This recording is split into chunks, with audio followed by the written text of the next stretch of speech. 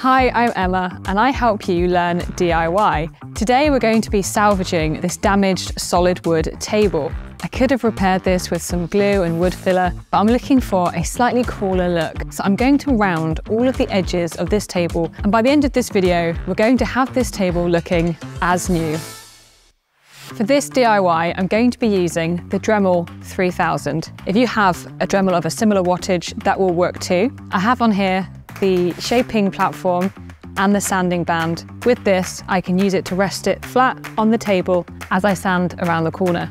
But first, safety precautions. You can start on a lower speed to see what feels comfortable and move your way up from there. To round these corners, I decided to use speed 8. I also moved the shaping platform up and down depending on where I wanted to sand. The grit that I'm using for this is 120 grit.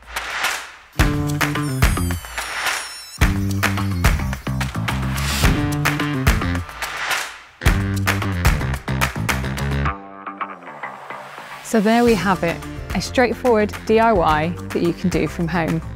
We've not only salvaged this table, we've given it a whole new look, and I think it looks great.